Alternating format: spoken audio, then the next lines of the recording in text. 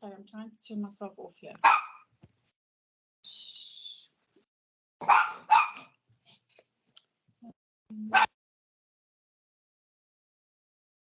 Dylan, are you in Joburg? I am, yeah. I moved. I got blown away from Gqeberha, and I'm now in Joburg. So been here for about 2 years. And Dom, you in Cape Town, eh? Or you're in Joburg?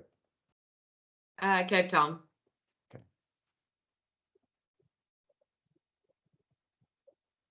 Morning, everyone. Morning, June. Morning. Morning, Mike.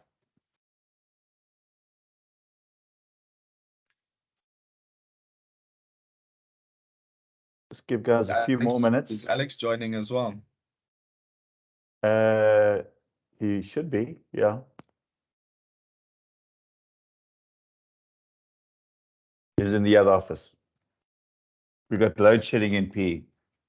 They're very generous. They start at 8 o'clock. So I saw you opened a St. Francis office. yeah, a little one. Nice.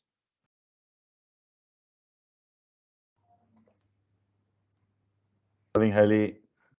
Morning.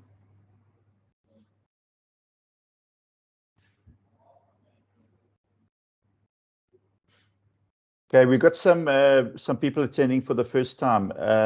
Dylan and Dom, just want to share a little bit about yourself, Dylan. Yeah, cool, no problem. So where do I start? From Port Elizabeth, originally went to Grey a year or two under Alex. Went to study chartered accounting at NMU, did my undergrad and then postgrad in management accounting. Panic was I'm going to be an accountant, so I disappeared to Asia for 2 years. Lived in Vietnam for a while and traveled, so that was really cool. And yeah, I managed to save a bit of money and met with a financial planner in Ho Chi Minh City. And after the meeting, I said to him, I'm going to be honest, I'm not going to invest any money with you, but I want to talk to your manager because I want your job. So I ended up actually having a chat to the manager, and I ended up securing a job in Ho Chi Minh in Vietnam. I came back because of COVID. I needed a new passport. And when I landed in PE, the borders were shut. And I went through a few different events, which weren't great. Ended up getting stuck in South Africa, and then went to my stepdad's financial planner in PE. I'm sure some of you might know the firm Optima, and pretty much convinced Harry over a period of 3 months to bring me on and mentor me as a financial planner. So I worked with Harry for about a year, and yeah, circumstances changed a little bit. A few personal things happened in mine and his life as well, which led me having to make a choice to stay doing kind of paraplanning admin for a year or two, or looking for new opportunities. With you guys. Yeah. Okay, it's just a bit lagged on my side. So then I ended up doing a whole bunch of interviews, and a company called GCR tried to recruit me as a commission-based financial advisor in Johannesburg. I then said no pretty much straight away, and then a month or two later they phoned me. They're like, there's someone you have to meet. It was my current business partner, Kunrad Pretorius. So I ended up moving up to Joburg to meet with Kunrad. I started as a paraplanner for him for maybe about a month or two, and yeah, I very quickly turned into a joint advice type role where we both functioning as advisors. We then exited GCR after also about a year, and we started our own firm called Remnant. So I'm currently an advisor and director at Remnant. Partly it's independent. However, we do have a tie to Capital Legacy, which I thought was quite interesting with regards to the conversation today. So we do most of our fiduciary services through them, but investments, risk, etc., all independent. Yeah, that's me in a nutshell, I'd say. Great, and thanks. Quite a story there. Thank you for sharing. Dom, you want to tell us a bit about yourself? Yeah, sure. I'm just visiting. Is this there? Yeah, I came into business with my dad 13 years ago. I came in while studying my bachelor's in financial management. I was doing the whole under supervision thing. I was with him for about 4 years before he retired. And yeah, at that point, I was a fully fledged rep in KI. And yeah, just been building the business since then. And then, unbeknown to me that COVID was going to happen, embarked on the post-grad journey and met Brian, and we went through the whole journey together and did board. And yeah, just been trying to, move the business from the old school way, which I kind of came into, to a more lifestyle financial planning sense of things. Yeah, just try. It's impossible to do it lock, stock, and barrel all at once. So I've been trying to implement things slowly as I go, doing things like the segmentation. And yeah, that's pretty much where I am now. Okay, great. Thanks, man. So yeah, just for the new people, again, this group has started just really just to help. When I say young doesn't mean in age. Young means kind of in the either age or in the industry, or people just wanting to move from the traditional way of giving advice to lifestyle planning. So the whole purpose is to learn from each other.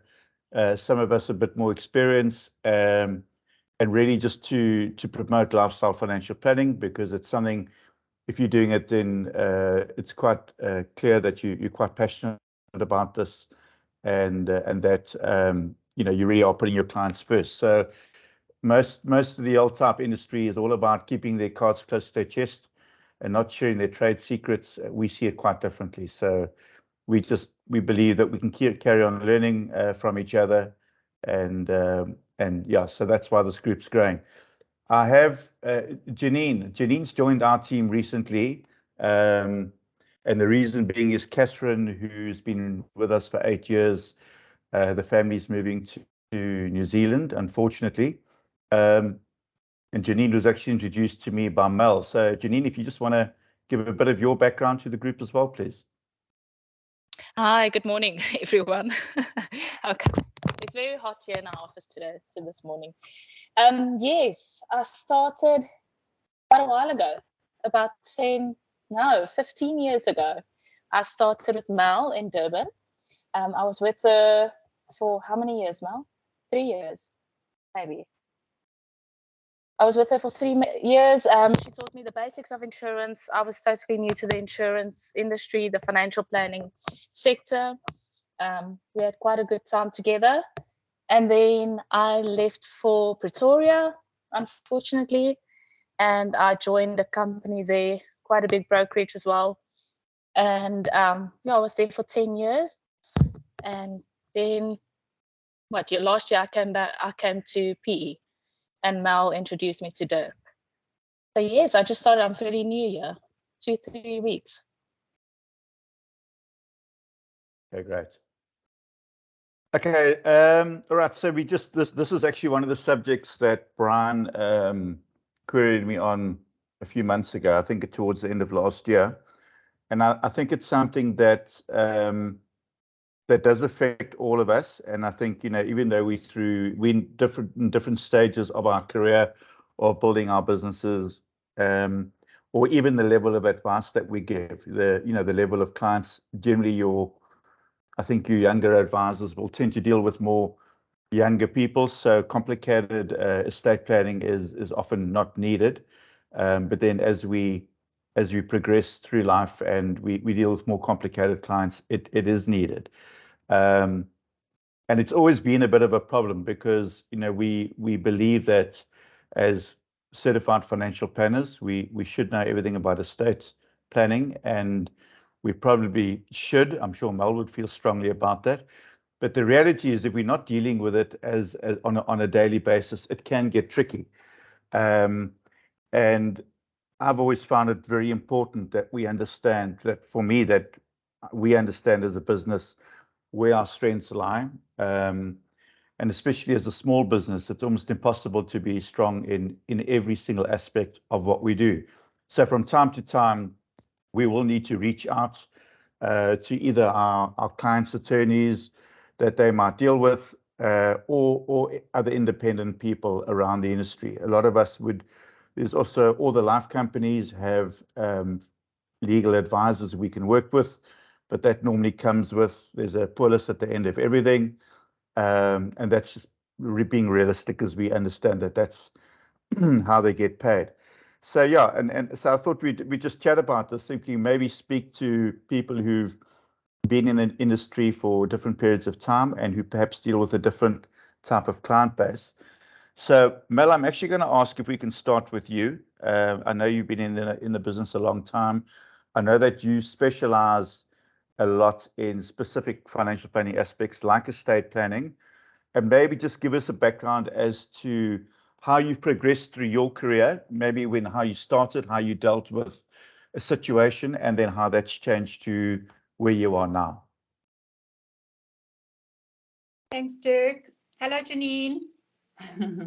Sadly, she wasn't with me long enough, but we remained friends for all these years, so quite amazing. Yeah, so how I actually got into estate planning is before I was a financial planner, I was, for those of you who've been in the industry for a long time, will remember the Celestis group when compliance first came out. I don't know if you remember the PPR rules. And I was part of that group. It was a compliance group set up by Old Mutual. And it was brand new in South Africa, and we literally just rolled out compliance and ended up licensing brokers when the licensing requirements came in. But during that period of time, I mean, it was really like built organically. We worked at brokers' practices. We organically grew the practice management. It was also a new thing in South Africa, but something that I learned in the 5 years that I was with them from the startup is that most advisors chased AUM, and obviously the requirements in terms of CPD weren't around then. And Dirk, what was the old CFP before? ILPA. It was ILPA. ILPA. Okay. So it was in those days of ILPA, very new CFP. It wasn't really on the cards for most brokers that I worked with. Most of them were just in the same old industry of selling policies, and etc. And I'm not criticizing them because that was just the way it was then. But something that I did notice, and what I started actually doing for some of these brokers, is I was doing my CFP at the time, is that they completely ignored the estate planning side of it.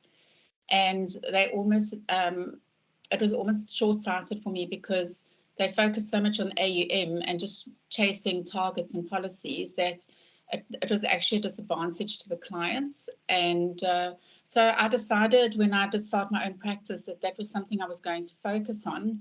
And look, it is specialized because you've got to know, I remember Marius Buerta when I was studying, he actually said to me, the day that you can sit and do a plan for a client and not have to go and look in your book about section 33A, 1B or 1A, he said, then you know your work. And I never forgot that advice from him. So because knowledge is power. And so I literally studied estate planning, capital gains taxes, etc. So it was a service that I started offering, and tested it out with some of the clients. In actual fact, some of the brokers that I worked with towards the end, I did their estate planning for some of their clients, and they used to go out with a plan, and instead of selling, yes, there always sometimes isn't a policy at the end of it, but I mean, they would go out and sell not a policy for R1 million, life cover, dread disease, actually covering their estate duty of 10 million, for example, or saving estate duties, etc. So that's how I got into it. There's a huge need out there for estate planning, and especially for your high net worth clients. So, I mean, the longest estate plan that I've worked on is probably 2 years with a developer. And I'll just give you an example with a developer in KZN. It was quite daunting. To this day, that was about 10 years ago, to this day, I still work with his auditors, his attorney and his trustees. The 4 of us meet on an annual basis and literally update his whole life. But with him, we took 2 years to unravel. All he gave me was a policy schedule that probably had about 25 policies.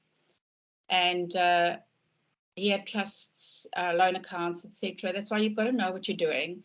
And basically, we ended up with the planning, ended up actually reducing his estate duty from about 50 million to about 10 million just by restructuring his will. And I mean, I didn't cancel most of the policies. Some of them I did, but what had happened is the ones that we, or in my experience with that, is a lot of the policies that were sold had actually created estate duty problems.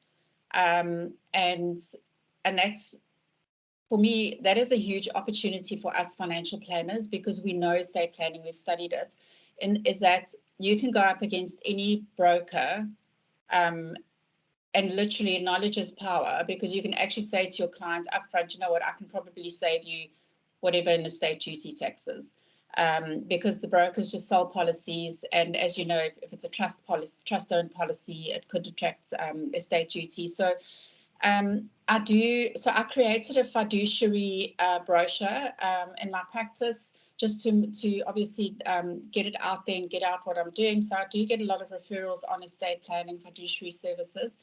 I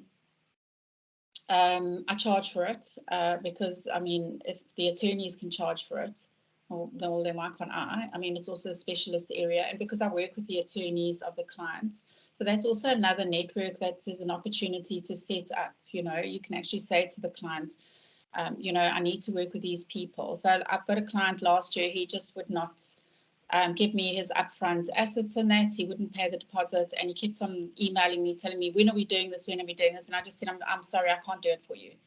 If you don't want to pay me, then go back to your discovery broker, who can't do that because he's got a discovery broker. So you've got to learn to say no, because it's a lot of work. It's a lot of applying your mind. So just in terms of, I know one of the things, Dirk, is in terms of wills. So I don't, I'm not an executor, and I'll explain to you that on my clients' wills. However, I outsource to estate attorneys, and we do have a fee sharing on that. But they're a group of attorneys who are conveyancers, who are, you know, they've got accountants in-house. So we've wound up about 4 estates in the last 16 years, and it's been an absolute pleasure. What we did last year when I had a meeting with them is we now disclose, it was before COVID, we disclose my fee in the actual will, and I draft the instructions to the attorneys based on my estate plan. We will not take on a client if there's and I'm saying insolvency in sort of inverted commas, because if they don't have cash going into their estate, then we will not take on their clients, because, I mean, no executor is going to wind up in a estate and not have cash in the estate, because once again, the estate duty has got to be paid within 6 months after the estate is registered. So I work very well with them. We now actually appoint myself as the co-executor, and we stipulate what the co-executor gets. So I get 20% of their fee. However, I've got negotiated rates again with the attorneys for assets over 6 million. It's not, that's not concrete, but the other day we've got a client whose estate's about 300 million. So we've actually negotiated rates right down to, it works out about 1.75%. So yeah, you've got to use your networks. You've got to I always say, you know, the people who do that job, let them do it. Something I saw with a lot of the brokers that I looked after when I was with the Celestis group is a lot of the brokers made themselves the executor on clients' estates. And really, you actually, and this is my opinion, so sorry if I offend anybody, but you're looking for trouble, because not only is it a conflict, but if you go and study, which I also did, I studied the administration of the Estate Duty Act, because I wanted to know what my impact of my estate planning has on after they die. And I wouldn't even want to do that work, even if somebody paid me R1 million. I seriously would not want to do it. So those who specialize in things like that, let them do it. So yeah, that's my experience. But yes, I've got a whole fiduciary brochure. I've got pricing on it. I've got the process, because that's important, because most clients don't understand estate planning. They think estate planning, they think, oh, no, I've got a will.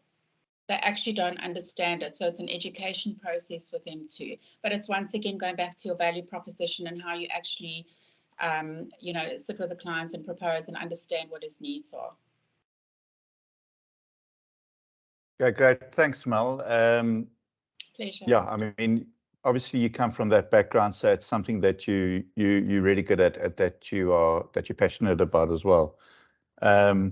I agree with you completely. I think, in the old days, people saw it as like an honor if you were asked to be an executor or a trustee. But I think the reality is that it's a very, very slippery slope. And as you said, the one aspect is remaining independent, which is really important. But the other is we just simply not qualified to do their job. And I think there's still too many advisors out there who do absolutely everything, and I think you've got to, if you're going to specialize in doing lifestyle planning, especially, then you've got to kind of select where you're going to focus your attention.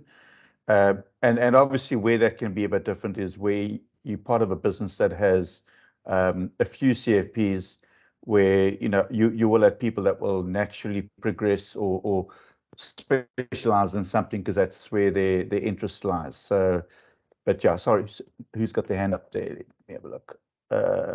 Barry, yeah. Thanks, Dirk.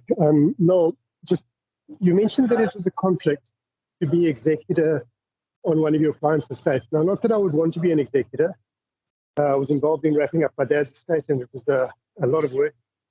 But I'm not seeing the conflict. So maybe you could explain that to me.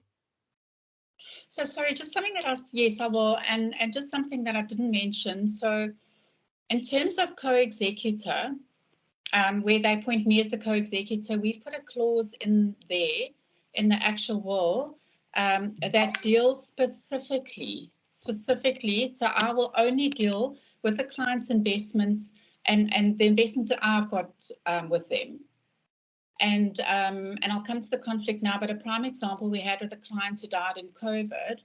I mean, he had about 10 million with me, and the daughter who was inheriting the bulk of it, she wanted that money to go into money market because of COVID, and because of COVID, the drop in the markets, she wanted to immediately move that money that had dropped 35% into money markets. And the estate attorneys are not experienced in investment markets. So we sat as a team with her, the beneficiary, and we explained that the estate's going to take probably about 2 years to wind up, and the reason why is because we had issues with the property. Because so he was my client, and he was we were moving to a retirement home, and he was trying to sell his property, and he built off plan. So already before he died, we were having issues with the property. But so once again, I was the one who gave advice. I was the one who said, no, we need to keep this money here. And I mean, she was very happy, because at the moment the markets have moved, they've recovered, etc. So you can imagine if she did take the money and put it into money markets, because, but and also, once again, whenever they needed to pay estate duty, we would just cash in some money and pay the estate account so they could pay estate duty. So just in terms of conflict, so that's why I said that is my opinion. I just feel like, because I'm advising the client, I've done the work up front. I'm advising as a co-executor just in terms of the investment side, the policies, etc., to go and take a full fee off trying to wind up in a state while you're actually trying to run your financial planning practice, because honestly, I don't even have, I'm so snowed under, and I know most of you are, all of you are, because every advisor I talk to is just like they're busy, they're just so busy. I don't know where you would find the time. So just from a conflict point of view is more the disadvantage to the actual client of trying to find the time to do that. If you've got obviously staff and an estate planning section in your business that you can, and also if you don't know what you're doing. And I just want to mention something else. So we had a situation about 5 years ago, and the reason why I know about it is I was a committee member with the FPR, and we actually had an issue with an advisor in KZN. He's actually quite well known. And the client actually approached me to look at the guy's investments. He had bipolar, and his parents had put his investments into this trust, and yeah. And the parents actually came to me and said to me, you know, they're worried about all these costs. And anyway, what happened is they actually reported him because they took so they were managing the trust. Sorry, I'm actually going off track now. They were the executors on this guy's will, and he actually committed suicide shortly after that and he left a letter about how the broker had been stealing his money. But he was the executor on the estate. They were the trustees on his trust account where the investment was, and they'd been moving money in and out, paying themselves like 20 grand a month, and they were the accountants. So it's actually a big group of advisors here in Durban. And the family actually reported him, and yeah, he obviously had ramifications from that. So Barry, that's why I said it's my opinion. You know, if you don't feel that, then that's fine. I just saw the brokers battled with trying to advise on a estate where they didn't even know how the estate was made up before the guy died. Thanks, Bill. Appreciate that. Pleasure. Yeah, Barry, I think as well, I mean, Mel hit on something there. If you're big enough and you have your own estates department, then it's different. I think the whole thing around what we earn in fees, I don't want to get into the whole fee discussion, but what we'd rather do is appoint the surviving spouse, or ask them to appoint the surviving spouse as co-executor. So because, you know, often a will gets drafted and we don't know when someone's going to pass. It could be next month, it could be in 10 years' time. And although that will should be updated, often that's not the case. So it just gives the partner then, if they're unhappy with the executor, they could for someone else to be appointed.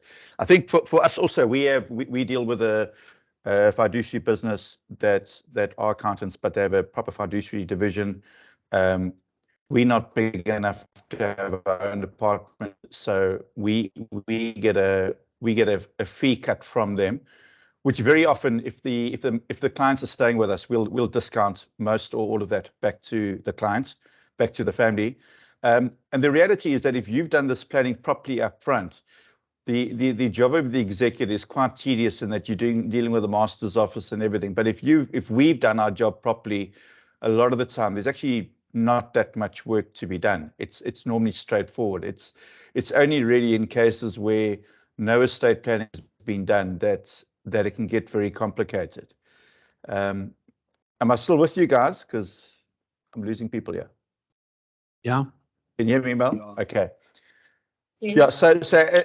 Yeah, and then I think the whole story about the fees, you know, 3.5% plus VAT is the maximum fee that the executor can take. It's not what they should take, but obviously many attorney firms that you're dealing with and a lot of the trust companies, they'll just take that regardless of how complicated the estate is. You know, somebody can have a private residence of R1 million, or they can have a private residence of 30 million rand. The job entailed in processing that is really no different at all. So it just doesn't make sense that you're charging so much more on that larger estate. So what we'll do is we'll actually work with the clients and rather negotiate a fee in the actual will. So it could be a percentage, or it could be a solid rand value. Because attorneys, pure attorney firms are often very, very sharp when it comes to doing wills, because they know what they can earn. Who else can I pick on here? Brian, you asked the question originally. Do you want to share with us why what your experience has been with all of this? Okay. So the reason I asked it is because everyone I speak to has a very different way of doing it, I think. And so I wanted to find out from more established businesses, through trial and error, what kind of works for you guys. At our business, at the family business NLD, they have had no sort of, it's mostly advice product led. So there was no sort of focus on the estate planning much, or giving it to like directing them to a provider like a Capital Legacy maybe, and they outsourced a lot of it. But as soon as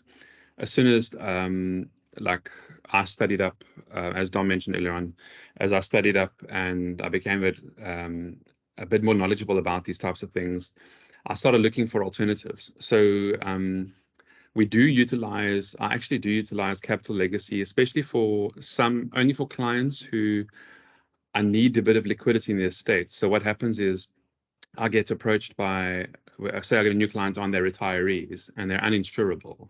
And then I'm the first person in their whole lives to do estate planning for them.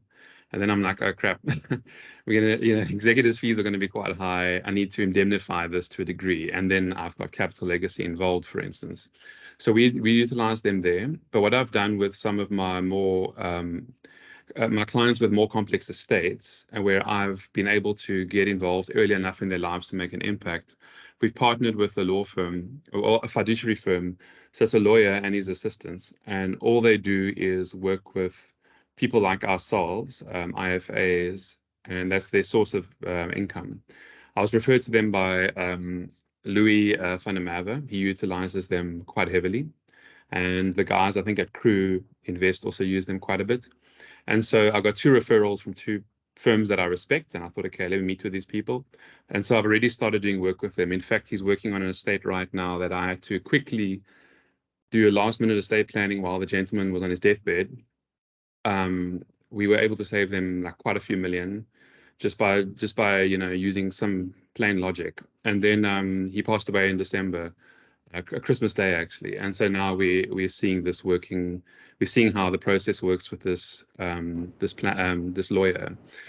And what I like about that is that what I found is when I get other providers I'm involved in the past, I don't have access to those meetings. I can't sit there, because what I find is that a lot of the lawyers and estate planners, well, they call themselves estate planners, but these lawyers, they see things through it's like looking through a cylinder, and they just focus on one aspect.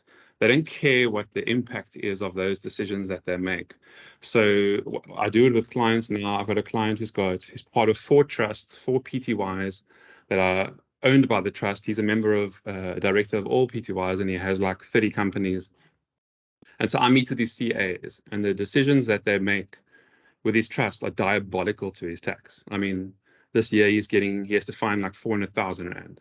They just realize CGT and they don't care about it. So what I found is that I need to work with firms when it comes to estate planning, not just the death estate planning, but the in-life estate planning.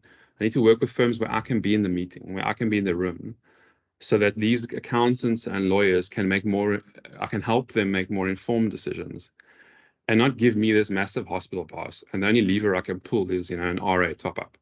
So what I found is, and especially with my new firm, I'm partnering with 1 or 2 firms, accounting and law firms, who I'll work with closely. And I've already discussed it with them and the clients that I have who have a bit more complexity, and we need to crunch the estate planning to be able to sit with them on a Zoom call or something, and have like a round table and to plan it properly, as opposed to we all do our own thing.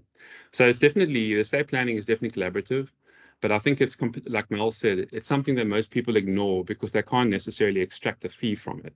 And I think the most important thing we can do as planners is to help demystify that part of the world for our clients, because they don't know what's going on. I mean, these people that I spoke to were the CAs. These are chartered accountants. These are guys that are directors of companies. My client, and he has no idea how the trusts work and the tax implications. And as soon as we get involved, we can start raising issues and focusing on what's important for them. So there's a lot of value to be had there, but I think it's super important, and that's why I'm focusing with a new business on setting up partnerships with people who are like-minded, who I can work with for the next 30 or 40 years. Because just as important as a role that I play in my clients' lives, they've got to be on it as well, and they've got to be accessible, and they've got to have an open mind about how we plan, so the client doesn't have a hospital pass, or their family doesn't have one if they pass away unexpectedly as well. Brian, I think you hit something quite important there. I mean, we all see through our own lenses, and one of the big problems with the industry and the industry partners we work with, so lawyers, accountants, if you're working with a legal advisor from a life company, we understand that they want to get a life policy out of it at the end of the day, or investments or something. So we get that. So that's tough. If you're dealing with a lawyer, the problem with lawyers and CAs is very often they see financial planners as commission agents who are just trying to milk their clients. A lot of the time, lawyers and accountants are doing exactly the same thing as well.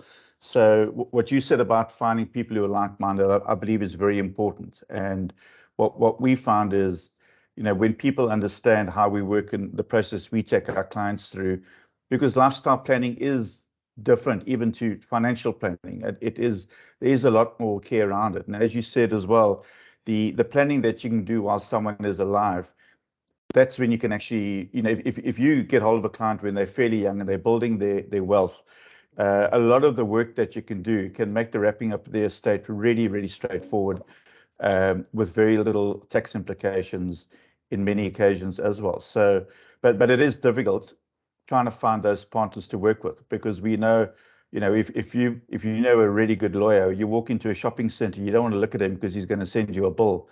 I've had attorneys who have drafted trusts, and then I've sent them inserts of certain articles to show them that what they've done is incorrect. They've sent me a bill for educating them because they read my email. So, and this is what happens, and so a lot of them, they see it purely as a money-making opportunity. So I think finding those right partners is really important. And again, very often your accountants and lawyers, they don't know the client that we know the client. They know the client's assets, they know the client's legal situation, but they don't know, for instance, I mean, I had Barry Amani, who a lot of you will know from Veritas. I mean, he shared a story with me where they'd worked with this client's large estates and everything, got everything set up. And then 2 years later, they were doing a review. And as the client walked out, he could see something was bothering him, and he asked him what it was about. And it turned out that one of his children had a massive drug problem. And the problem Barry realized with that right away was that if this child stood to inherit 10 million rand, if his father died that afternoon, the kid would be dead within a year. So they had to set up another meeting, obviously got the client in a very tactful manner, and restructure the whole estate. And it may not have been as tax efficient, but it may have meant that that child wasn't going to get 10 million rand in his bank account and destroy his life. So there's a lot more to estate planning than just looking at the tax, the CGT, and the estate duty. Dylan, you got your hand up. Yeah, cool. I'm obviously way newer to industry than probably 90% of people, yeah. And with our relationship, we do have a relationship with Capital Legacy. So we do most of our fiduciary services through them. So I think I just kind of wanted to get a feeling of what everyone's opinion of Capital Legacy is. They obviously are doing something right. I mean, they just got purchased, well, a percentage got purchased for 1.1 billion by Sanlam, and they purchased Sanlam Trust for 400 million rand. So they've obviously built a lot of competency around their estates and their wills. I think in September they did 13,100 odd signed wills. So they have a lot of efficiency in this. what everyone thought around their solution, the way they approached estate planning. I understand for high net worth clients, it's not a one shoe fits all type of scenario. They do have specialists with regards to trust and estate planning as well, but I don't think everyone who's not in their immediate area would have access to that. So I'm just curious what the general feeling would be, or if you think it's a good solution for a client or not. So I think the indemnity plan is super important for especially for people that don't have liquidity in the state and they're uninsurable. That is why I can't let them draft the will though. I haven't seen them draft the will properly. I've always seen massive stuff ups. So what I do for my clients is I get involved. They CC me in on the first communication with the capital legacy person. They get a first draft. I then in bullet point rewrite it for them and I say this is how it must go. Then it's fine because they restructured for me. That's quick and it's easy and it's no problem. So I wouldn't do you see, Brian? Right? What types of errors do you generally see in the wills? Oh, sure. So it's like, for instance, this one client of mine, he has stuff going on. He has very successful restaurant. They got a decent amount of money. And so the client, I asked the client how this came up. The client said, my friends who are like me, they have things like trusts and stuff. So I've got 2 daughters who are in school and I got my wife. So they said, yes, no, we can leave everything in a trust to your family when you die. And he said, okay. So then the capital legacy person took the lead. And what they did was, now Mel's going to like absolutely die now, but what they did was they set up the trust that the mother and the children get everything in the one trust, whole business worth like 15 million or 20 million. So there's no section 4Q there, it's gone. So then secondly, they made the trustees of the trust themselves, the surviving, if the husband died, the surviving sister-in-law and mother-in-law. So she is held prisoner for the rest of her life by her in-laws and she can never get anything more. So I said to my client, I said, why is this set up like this? He said, well, I asked about trust and they said, no, they can definitely set up a trust. And obviously I suspect it's drop-down menus and stuff. And then what happened was they selected and it came out looking that way. And I said, this is extremely impractical. And I asked the wife, like, and I painted the scenario and I said, does this sound appealing? And obviously there's a few expletives there, but she said like definitely not. So that was one example, and then I wrote down exactly how it must happen, and I took wording from wills that I've helped with before. And then secondly, I've had people like, the problem is that a lot of people don't understand how things work. So if you go to someone who's maybe with Capital Legacy or any other provider, I'm not picking on them now, even maybe an uninformed bank consultant, what's going to happen is you say, I've got this car and I would really like it to go to my son. Say the car is a Ferrari and it costs 5 bar, and say your estate is 20 bar.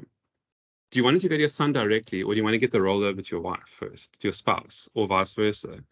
And then if you explain and highlight the flaws or the trouble with that thinking to clients, and you also quantify the damage, they will quickly say, no, we just once this is all done, we want it to go to our son. But if it, in the meantime, can go to my wife, then she can give it to my son anyway or whatever.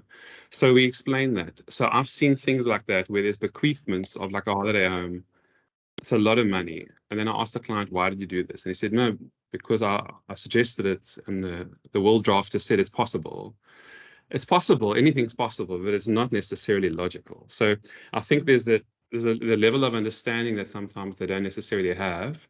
And so technically it is correct to do it, but it's not the best advice. And so that's the difference, I think.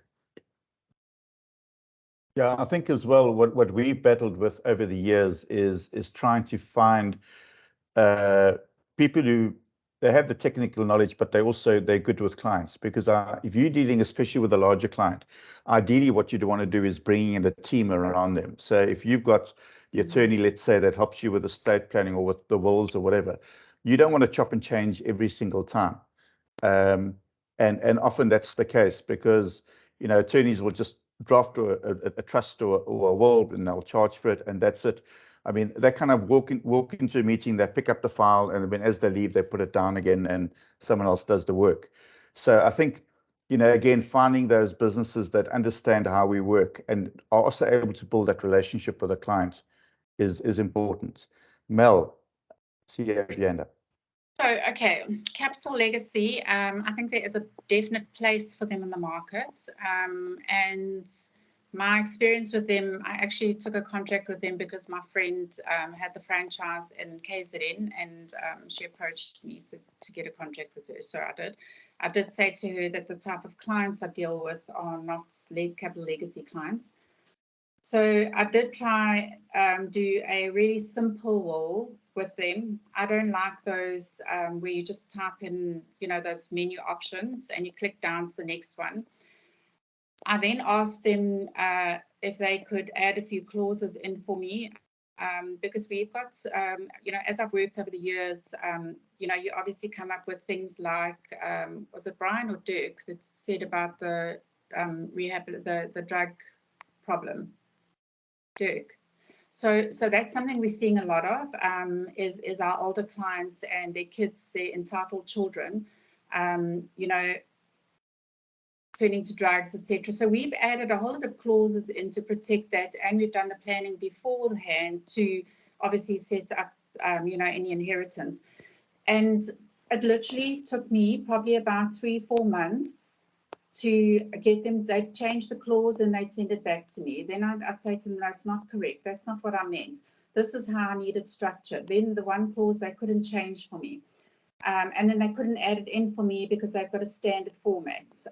So I actually canned it. I just said to them, I'm sorry, this is taken. And then what happened is after about, I can't remember, 3 or 4 months, a debit order went off my client's account. We hadn't even like submitted the case. We'd done it, or you know, we'd done it online, and somehow this case was issued. You know, those little, all the different little options that you've got. So generally, I also find most clients don't understand all of those products. So I've chosen not to use capital legacy. If I do get a client who has maybe got a really simple estate, but I don't really work with smaller clients like that, then, you know, then I would use them, although I haven't looked or used them for about 2 or 3 years. Something else, so that's on capital legacy, but just for the new guys here, if you don't mind, Dirk, just to give them like for an opportunity for new business, and if you're looking for clients, is so when we work with the clients, you know, I mean, I'm fortunate, and I'm sure most of the older advisors now, you know, we get referrals, and is we will not work with a client who does not have a will. So even if I'm doing an investment for them, I will say to them, I need your will. I need we need to make sure that your will is. Sorry, Mel, you're breaking up for me.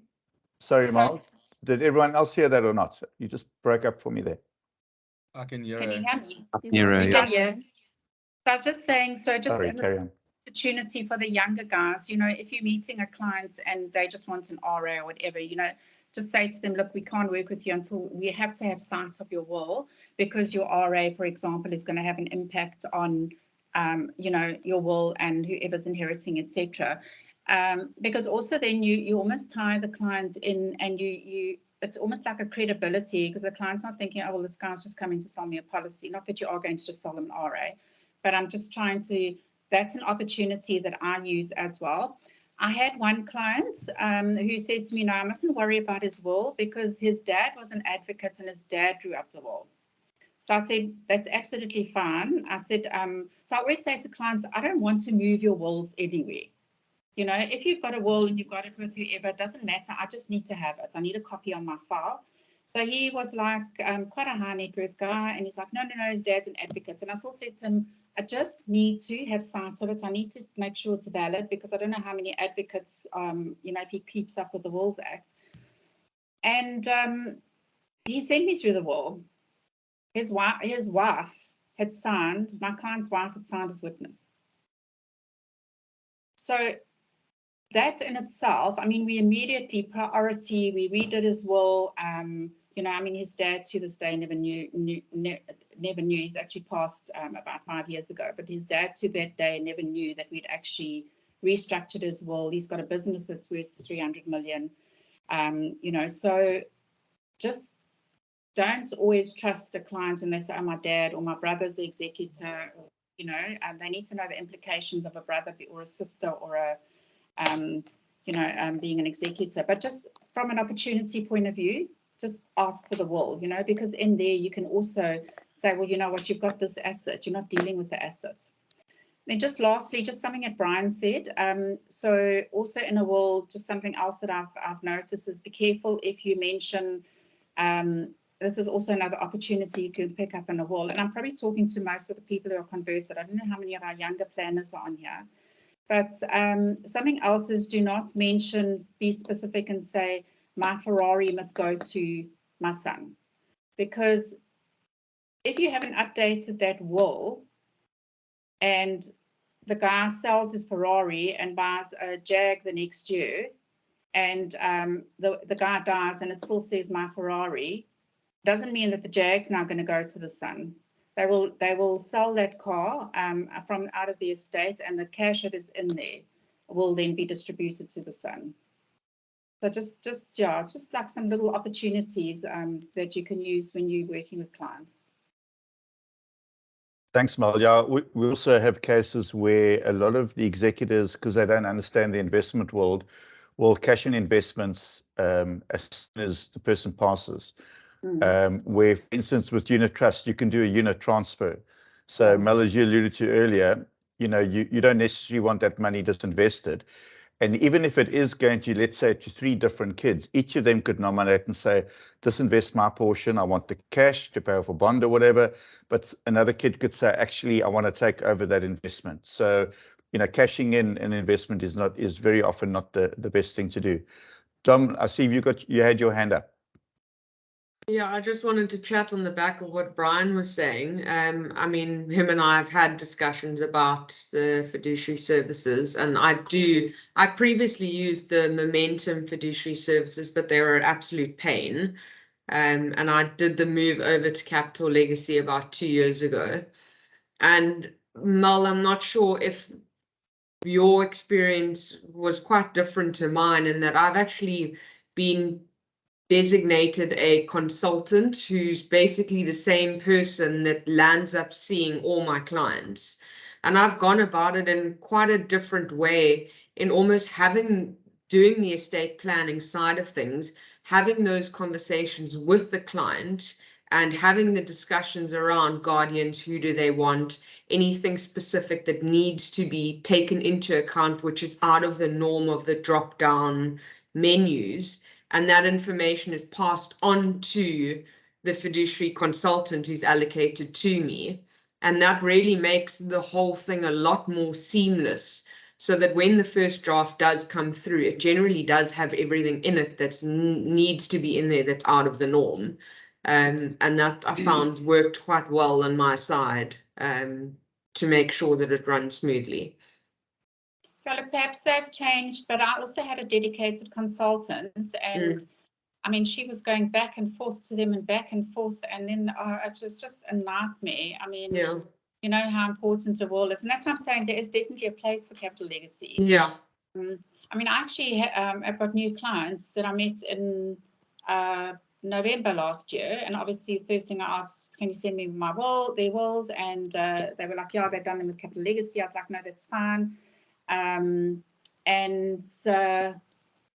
Anyway, their wills were not signed, but they'd never dealt in the unsigned wills in any case with the fact they were just selling the business, you know, but they never had sight of the financials of the business. And the guys got a loan account that the business owes them of 3 million rand, but because the accountant has just been trashing stuff into a loan account. But even that, they wouldn't have been able to sell the business. They have no cash in the estate. So, I mean, we're actually now working with them.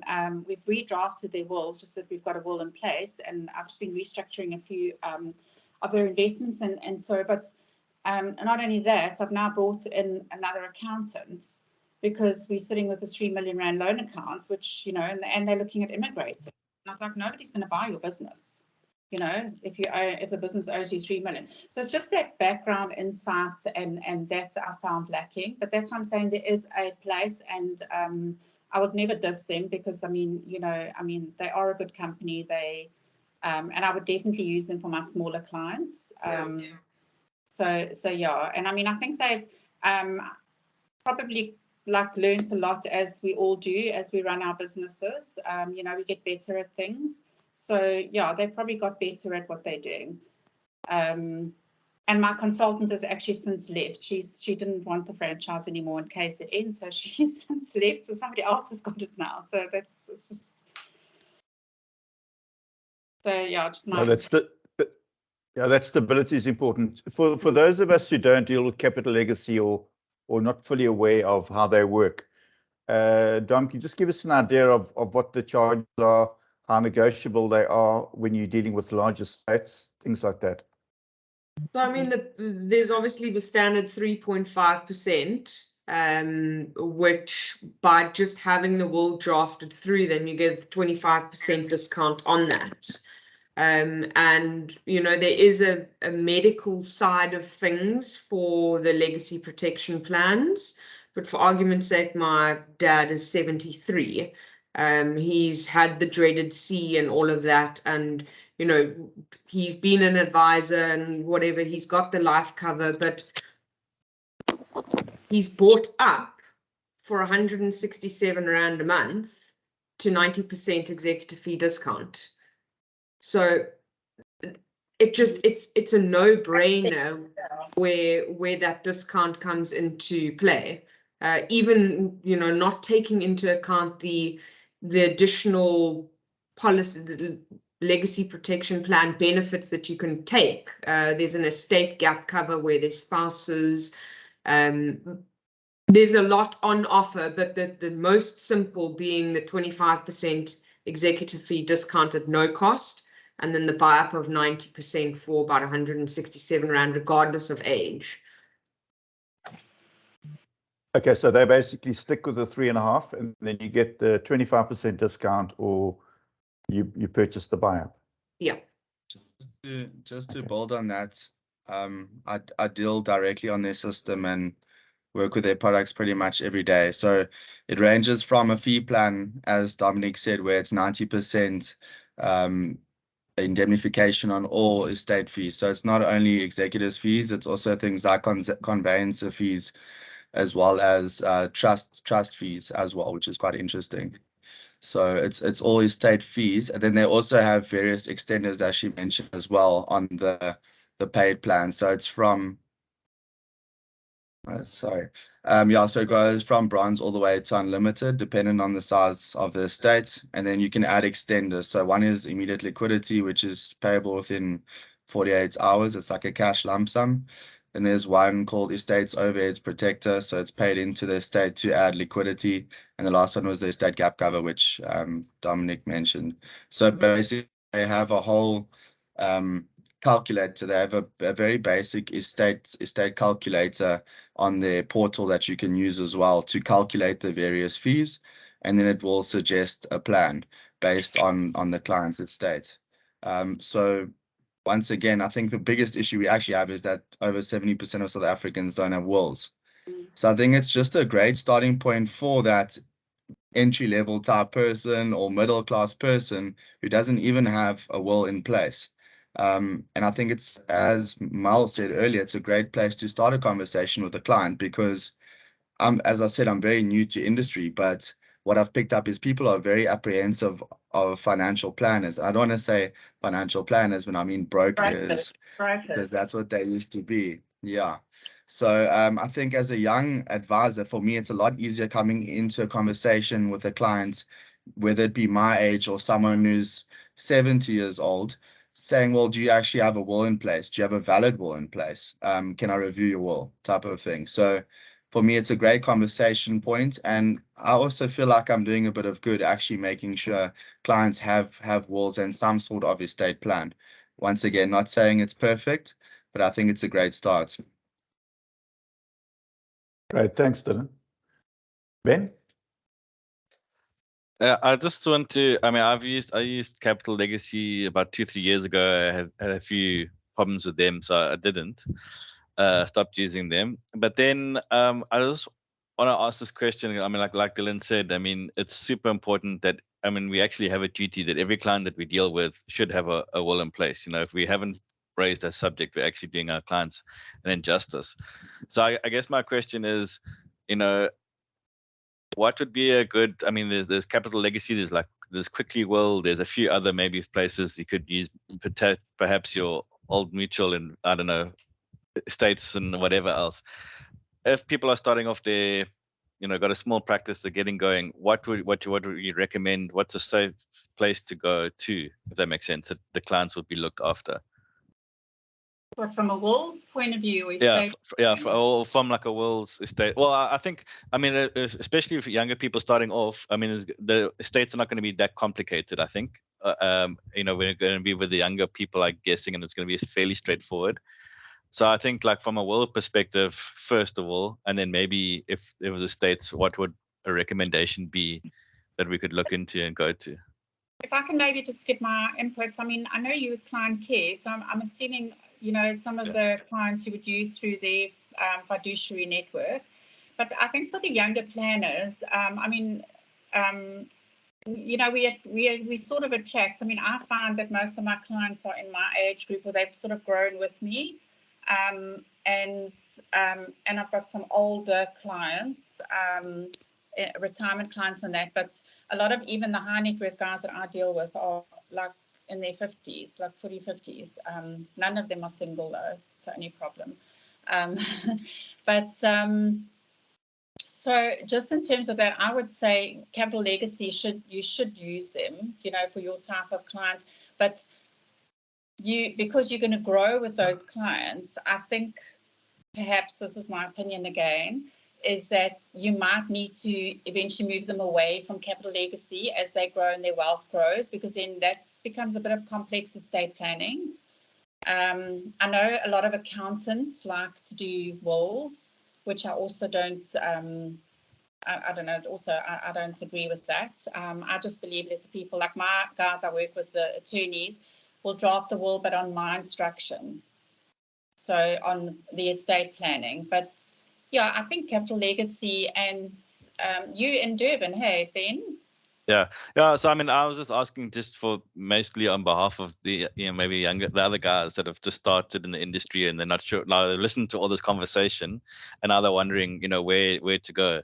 My estate attorneys that I use, I can maybe introduce you to them. They are really amazing. They really are. I mean, the way they've handled my estates, with meetings we've had with the beneficiaries, you know, I mean, I've sat in meetings and just they are just amazing. And the conveyancing, the accountants, everything is in-house.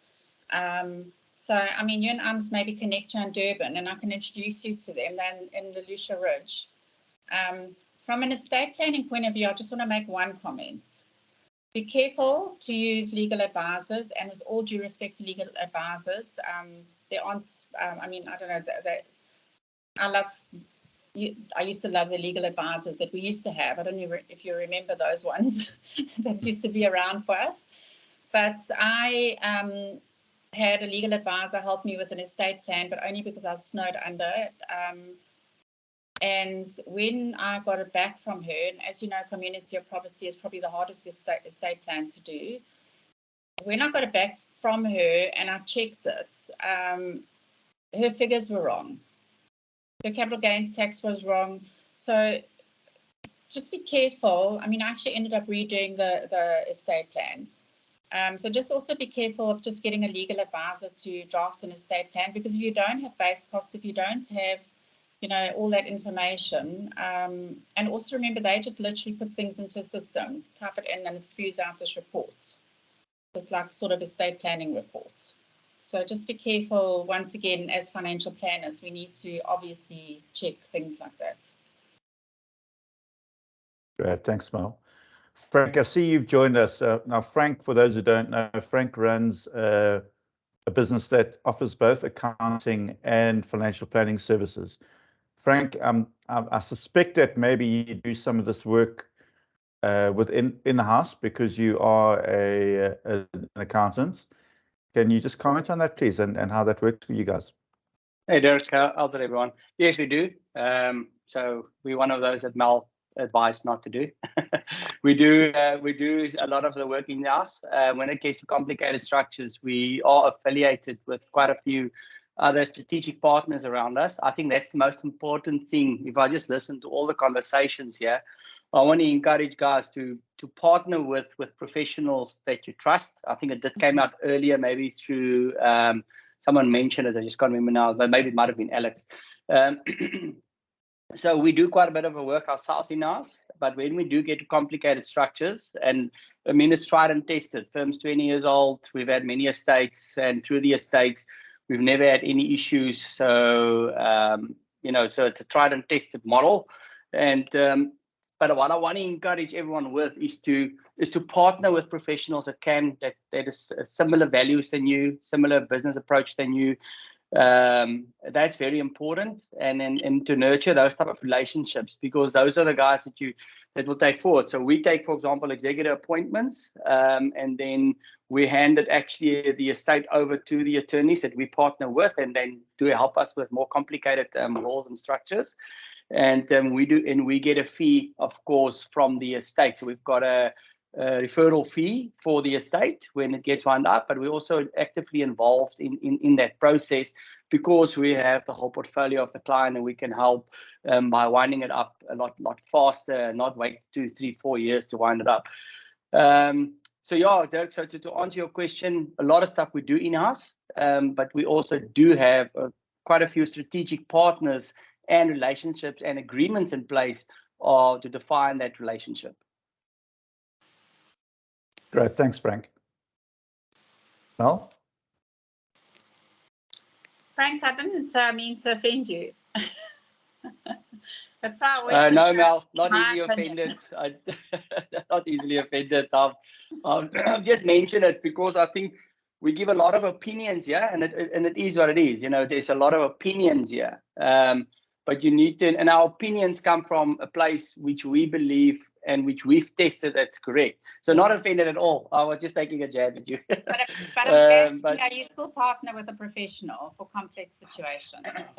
100%. We've got 2 law firms that we work very closely with, and like I said, we give them they on behalf of us. They do take the executive appointment because we sign it over, because we're the executors as per the will, and then we work closely with them to wind it up. Yeah, so they work as an agent for you. Correct. Yeah. Okay. Thanks, guys. Russell, you've been unusually quiet today. I listened to your podcast this morning on the way into PE. So well done on that, and congrats on your growth and successes over the last couple of years since your last one. Do you want to share what you do what you do in this case, Russell? Yeah, thanks. Thanks. No, I've been listening and pulling in all this wisdom. And I agree with pretty much what a lot of you have mentioned as well. So interesting enough, I would say, from my experience, look, we do use Capital Legacy. I partner up with an attorney firm, and it's a good friend of mine actually that I studied through varsity, and he's bought up quite a successful law firm now in PE. But I partner up with him for more complex estates, and then, for your more simple estates, in your world, that I use Capital Legacy. And one thing I've learned, especially from, I call him my business partner, but Stuart, who is the attorney or the head attorney, is don't be afraid to question or review a will. I think we generally, especially if you're a younger plan or you're young in the industry, you get a will drafted by any institution and you just accept, okay, it's fine.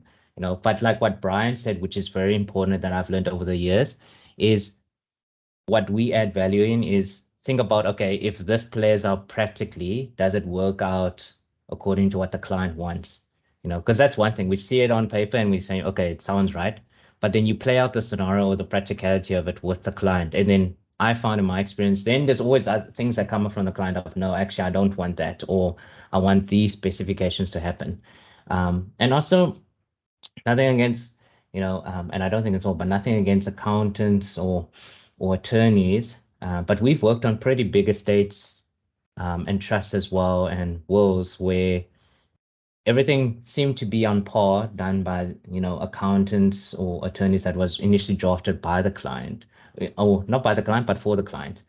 But one problem we find, or two problems we find, is that it hasn't been reviewed since it's been put in place ages ago. And then in addition to that, it doesn't, what we found as well, it doesn't speak directly to the client's needs. So we had similar cases where it was so complex, where it wasn't updated, or the trust in the will wasn't updated effectively or over the years for the client. And they obviously accumulated more assets, and it was a big farming client.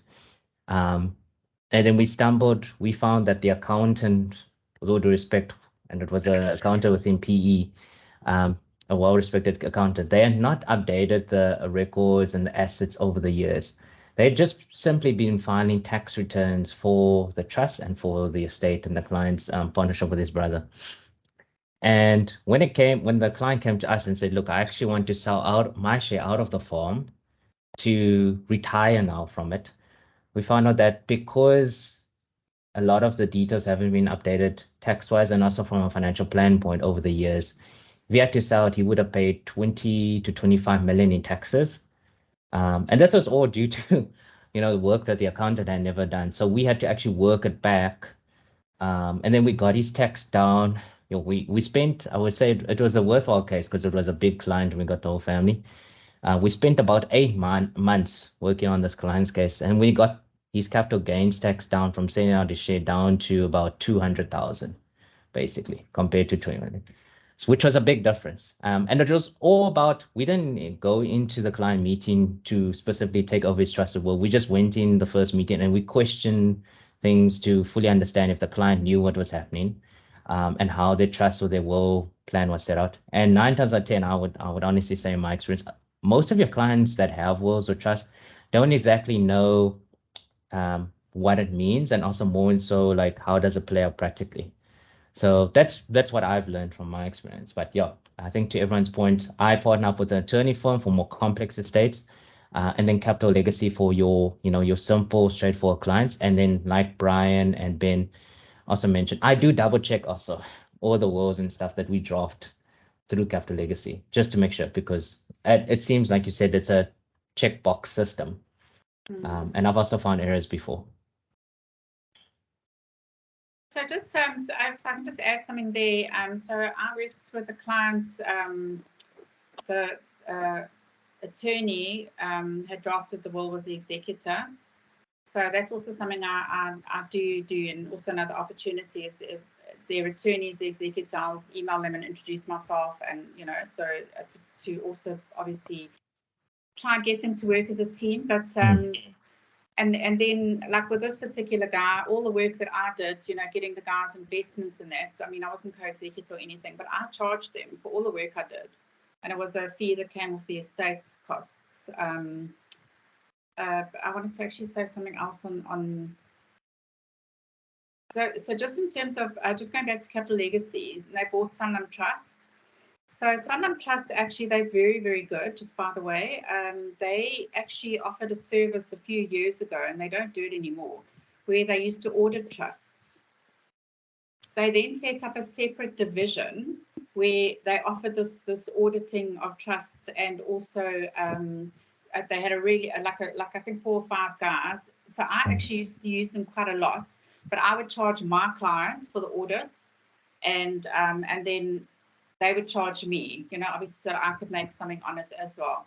But they actually closed their entire division down because they didn't have enough financial planners using them, because the financial planners didn't want to charge their clients. So I've actually made a note here to get hold of Sanlam Trust, because I'd be interested to know if they would look at opening that division again, because there's about 3 or 4 people that I use in Joburg who do trust audits for me, and then I charge the client. I invoice the client, and then they will invoice me. But they really are amazing audits, compliance audits, trusts that haven't been kept up to date, and it's another service offering to offer them. Yeah, Well, I think just to comment about- on that, Sorry, my business partner used to use Sanlam Trust quite a bit, and we actually obviously are reviewing a lot of wills at the moment. And a few times it's happened where they weren't able to locate their client's will, which makes it very awkward, as the planner going back to the client saying, hey, I didn't really set up your will, but it's not actually around anymore. So just something that I was very uncomfortable with. I haven't dealt with them myself. I can say on the capital legacy side, they have Ken Newport, who's the trust specialist. We've sent about 4 or 5 very high net worth clients to him who had very complicated structures, and he did a fantastic review. He's got a full team there. Yeah, Ken Newport, you'd have to chat to him. And then I think they charge a monthly fee to be independent trustee as well and do changes. Yeah. So sorry, I've just quickly thought about somebody else that Dirk, do you remember Tiny Carroll? Okay, so Tiny Carroll is, I mean, if you guys want, he's in Cape Town. So he was probably one of the best legal advisors ever. He's helped me on a few big cases initially when I was seeing really big clients on estate planning. He unfortunately had an accident on his bicycle, and he's paralyzed from the head down, but he still does estate planning and fiduciary services. I'm actually, if you want, I can give you his name. He's in Cape Town, but it is part of what he's still doing, because there's nothing wrong with his brain, and he charges a fee for that too. But yeah, he's very, very good. Jeez, he knows trusts backwards as well. He's probably one of the most intelligent people I know in that industry. Yeah. Thanks, Mel. Sorry, what I also wanted to add. I think what we've. Sorry. Okay, go, Russell. Oh, just real quick. What I also wanted to add, what we gather from our experience as well, is I think, obviously we all trying to get as much business from our clients, or trying to get business from our clients. But at the same time, what we've also found for some of your clients, especially your high net worth clients that have a trusted accountant or attorney that's done that, we also went from the approach of we're also happy to work with them, because they are really trustworthy, or really competent accountants and attorneys out there as well that do an awesome job. And we found it with some clients. And you never know, also by just being open to say, we want to work with your accountant or your attorney, not only takes a lot of the work off your shoulder, because I think what you guys mentioned earlier, it's a crap load of work to be an executor and do the estate and all that as well. So you don't want to really get yourself in that. But sometimes partnering up with their attorney or accountant, it's also a good way of demonstrating your value as a financial planner, because you can spot things that they don't necessarily see. And we've had that a few times where we've worked with, high net worth families, attorneys or accountants, and they were quite impressed by the planning we did, and then they in turn sent referrals to us. So it can also work that way. Don't always, I would say, in my opinion, try and get the executive business as well, because sometimes it works more beneficial, especially if the client's been working with that accountant or attorney for years, to rather work with them, because they know the full history. Yeah, I prefer to work with them, the team. I think a lot of the problems, Mel, on that sometimes is that they could be a really good tax attorney or a really good contract attorney, but they don't really know a lot about planning. Over the years, I've always used it as, so we like the go-to people for the clients. We like their CFO, and then we will plug in or plug out professionals like accountants or lawyers, because if something changes, so one of the problems of dealing with corporates over the years is someone new comes in and they sweep clean and they make massive changes, or people that you deal with move on. Now we accept that can happen in life, but with corporates sometimes it is a problem. And then also a lot of the corporates charge a huge amount. So I mean, we're looking to the capital legacy thing as well. One thing I just wanted to mention, we continue looking at our processes and how we give advice and the kind of advice we give and how we can keep on improving it. And one thing we've kind of stumbled on, which could be sounds quite obvious, but again, it's our narrative and where we come from is we do an estate plan, and then there's a shortfall and there's a policy, or we can restructure some things or whatever. What we're looking at is spending a bit more time. So when we bring on clients, they do a budget, and we look at life, and then when we look at the risk, we're almost realizing we almost need to look at risk in a completely separate meeting, almost treat it quite differently to the rest of their life. And very often, I mean, obviously those things will change, if most couples, both of them would be working these days, but the female may stop if they start a family. So things can change very drastically. So And the reality is that most people aren't going to die or get maimed. So we find it's quite important to what Russell was saying about how things practically would work, is to walk clients through the process and say, so right, like if you were to pass away today, what is it going to look like? This is what it looks like money-wise, but what's your life going to look like? You know, are there little ones that need to be lifted to school, or will there be daycare needed, or will there be something else needed? Or were you planning on stopping work in 3 years' time to spend more time with the kids? Do you need to drive the Mercedes-Benz, or could you maybe settle for a VW, for instance? So what we try and do is actually, and what we're finding is that clients are getting far more engaged. They're having better discussions with each other when they go home, because they're saying, well, look, you know, I don't need to go overseas every year if I'm going to die. And if it means I'm going to need another 3 million rands worth of cover, I would actually rather forego that, because it's going to take away an amount of affordability, which will allow us to perhaps save more for retirement, which means I can stop work earlier, or I can take off in that. So we've started looking at this in a lot more detail. And we can see that it's really working for clients. So this is to do with estate planning, because it's obviously, when people would pass. But instead of just, and I know none of us just look at the numbers, we look at our clients as real people, but also just letting them, bringing up options for them, to let them have these discussions among themselves.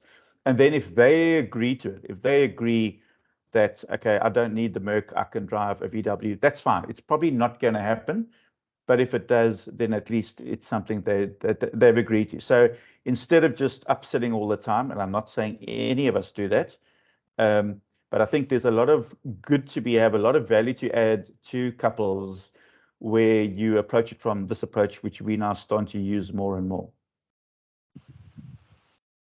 So just quickly to add on that, so something that happened with me is because I decided to specialize in estate planning, most of my clients thought that is what I do only. And I mean, I've even worked with some advisors in Durban where I've done the estate planning. They've got the client's investments and they've asked me to do the estate plan side of it. So I was obviously missing out the huge opportunity of their investments as well. So that's something that I also only learned, is after a few years, is my clients actually didn't even know that I did investments. So it's something that I've had to go back and educate my clients to say, we actually do investments. So, yeah. Right. Good. Anyone have any comments? I know this is like one of the more technical discussions. It probably is the most technical discussion we've had, and some might find it a bit boring, but I think it's really important because we're trying to keep it practical. Any other comments, guys? Sorry, I've just got a question. Ben, you mentioned, I'm sure you said you use Capital Legacy. Who's your consultant in Durban? I don't have a consultant in Smilex. I want to get hold of this, look into this trust, an independent trustee that they offer. I think Ben's gone to 2 or feed 3 other years. sorry. Should I not rather just send it to you? Yes, you can just, please, just so that I can find out and also just get myself up to date with where they are at now. Thank you. A question I would ask, I mean, because like I don't want to say that I'm naive or I'm pessimistic, but if this plan, I don't know what the costs of these plans are to cover 97% of the expenses, but obviously that could run into millions. And I understand how businesses work, that obviously, because if someone's an insurable, I'm assuming they can still get this kind of part of the product. Okay. You can actually get more cover for the premium. Yeah, so it actually kind of says, well, someone's got to pay for that. So obviously, I'm assuming that by charging the full 3.5%, they've done the sums and they work out that, if they take 1,000 estates, they're still going to make a profit out of that, because everyone needs to make a profit. I get that. My question would just be how long is that model sustainable? That's the one thing. And then the other thing is, So we're all human, and we all know that generally people who run corporates are not the people at the coalface, and the people who run corporates are the people, they got their jobs because they're making profit for shareholders. We know that. So it's not an ideal fit, but we understand that. So then there would also be a drive to earn as much fee as possible. And my question would just be, would that at any point influence the kind of estate planning that's done? So no one needs to answer that. It's just what jumps to mind, because I've sat with attorneys where they don't like the kind of advice we give, because we'd say, well, if you just appoint a beneficiary, or if you do that, it falls out of the estate, or at least it's going to save a whole lot of fees. So those are just questions I would ask, having dealt with corporates for over 30 years.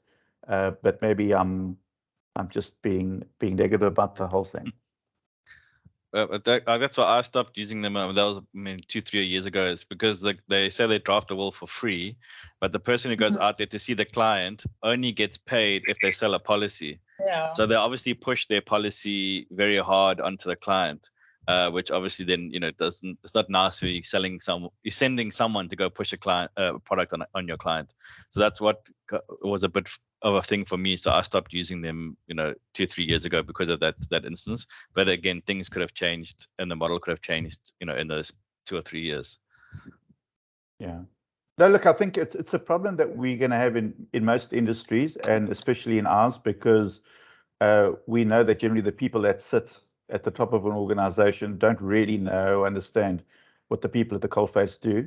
And they could be the best people, and we all know people in corporates who are lovely and have the best intention, but obviously their motivations are sometimes different to what the people on the ground are. So it's not a criticism, it's just it's an observation, and something that I think as a young planner, you just always kind of need to bear in mind where someone's getting paid. And I don't want to get into the whole fee thing, because, I just believe, value is in the eye of the beholders. So as long as people know what they're paying and they're comfortable with that in relation to the value that they're getting, then there's absolutely no problem. So whether that's flat fee, AUM, commission, I don't think that really matters, as long as it's all disclosed and the effects thereof. Okay, guys. Anyone got anything to add before we shut down? No, thank you very much for this session, Dirk. Yeah. Yeah, thanks, Dirk. Thanks, That's very guys, and informative. See you. Thanks for participating, and guys, if you have any ideas on our session for next month, or any future sessions, please just either send them directly to me or on the WhatsApp group, and then we can accommodate those. Okay. Okay, cool. Thanks, Thanks, everybody. Have a great February, guys. Bye. Bye. Bye. Thanks, guys. Cheers. Nice to meet you all. Thank you. Bye-bye. Thank you. Bye.